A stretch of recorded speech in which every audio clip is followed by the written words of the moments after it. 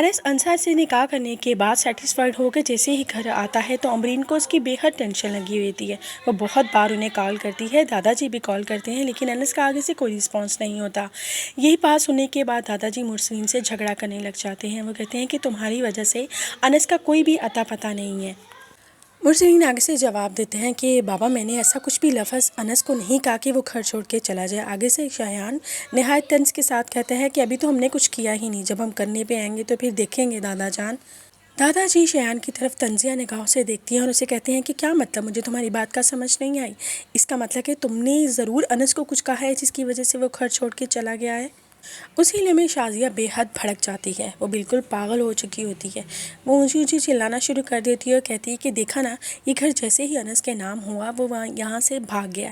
اب کون آ کے بابا کے گندے کپڑے دھوئے گا؟ کون ان کا خیال رکھے گا؟ میں تو پہلے ہی کہتی تھی کہ لڑکا ہے ہی ایسا لالچی اور خود غرض۔ وہ اونچا اونچا چلا کے کہتی ہے کہ انس تو بھاگ گیا اس گھر سے، اب تو نہیں واپس آنے والا۔ تھوڑی ہی دیر بعد انس وہاں پہ آ جاتا ہے، جس کو دیکھ کر سارے ہی گھر والے پریشان اور حیران ہو جاتے ہیں۔ امبرین فوراً بھاگ کر انس کی طرف جاتی ہے اور اسے کہتی ہے کہ آخر کار انس تم کہاں چلے گئے تھے؟ تمہیں جیسے کال آئی تم فوراً چلے گئے، تمہیں اندازہ بھی ہے ہم تمہیں لے کے کتنے زیادہ والے پریشان تھے؟ انس جواب دیتا ہے کہ پھپھو مجھے خورشید انکل کی کال آئی تھی، انہوں نے بتایا تھا کہ انسا گھر چھوڑ کے چلی گئی تھی، میں انسا کو ڈھونڈنے کے لیے نکل گیا تھا۔ امبرین اس کے بعد سن کے کہتی ہے کہ اب بتاؤ انسا کیسی ہے؟ تو اگر آگے سے وہ جواب دیتا ہے کہ میں نے انسا کو ڈھونڈ لیا تھا اور میں نے اب انسا کے ساتھ نکاح کر لیا ہے۔ یہ بات سنتے ہی امبرین کے ساتھ ساتھ سب گھر والوں کے ہوش اڑ جاتے ہیں۔ انس کے منہ سے یہ بات سننے کے بعد مرسلین اور شایان کی شکلیں تو دیکھنے والی ہوں گی۔ شایان کا دل کرے گا وہ ایک ہی بار میں اس کو جان سے اپنے ہاتھوں سے مار دے، اور مرسلین کا بھی دوسری طرف غصے سے بے حد برا حال ہوگا کہ وہ کس طرح انسا کے ساتھ شادی کر سکتا ہے۔ شایان غصے سے انس کی طرف بڑھنے کی کوشش کرے گا تو انس انگلی سے اسے خبردار کر دے گا کہ خبردار اگر تم نے میری طرف ایک قدم بھی بڑھایا تو یہ جو کچھ بھی ہوا ہے سب میں تمہارا ہاتھ ہے، میں اگین تمہاری بدتمیزی برداشت نہیں کرنے والا۔ شایان کے قدم وہیں پہ رک جاتے ہیں، وہ ڈر سا جاتا ہے کیونکہ انس کا بدلا ہوا روپ سب کے لیے حیران کن ہوتا ہے۔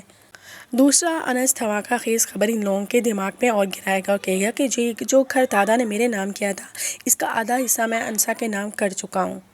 مرسلین جیسے یہ بات سنتا ہے وہ گن اٹھا لیتا ہے اور کہتا ہے کہ میں تمہیں آج ایک ہی بار میں ساری گولیاں تمہارے سینے میں اتار دوں گا، میں تمہیں اپنے ہاتھوں سے مار دوں گا۔ وہ کہتا ہے کہ تم نے تو یہ وعدہ مجھ سے کیا تھا کہ یہ گھر تم میرے نام کرو گے اور اب یہ آدھا گھر تم انسا کے نام کر چکے ہو۔ اسی پر امبرین اور دادا انس کا ہاتھ پکڑ کے اسے کمرے میں لے جائیں گے۔ کمرے میں لے جانے کے بعد انس ساری حقیقت دادا کے سامنے بیان کر دیتا ہے کہ کس طرح انسا اتنی زیادہ پریشان تھی اور کس حالات میں مجھے اس کے ساتھ نکاح کرنا پڑا، لیکن انس انسا کو گھر نہیں لے کر آنے والا۔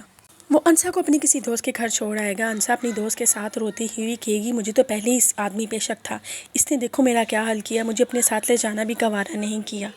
وہ روتی اور چیختی ہے کہ میں نے کبھی سوچا بھی نہیں تھا کہ میری شادی ایک بزدل انسان سے ہو جائے گی، تم نے دیکھا نا وہ کس طرح بزدلوں کی طرح مجھے چھوڑ کے چلا گیا۔ اس کی دوست آگے سے کہتی کہ تمہیں پریشان ہونے کی ضرورت نہیں ہے، مجھے انس پہ پورا یقین ہے، وہ تم سے وعدہ کر کے گیا ہے وہ تمہیں کبھی نہیں چھوڑے گا، وہ تمہیں یہاں سے بہت جلد لے جائے گا۔ یہ تھی میری آج کی پریڈکشن جو میں نے آپ کے ساتھ شیئر کر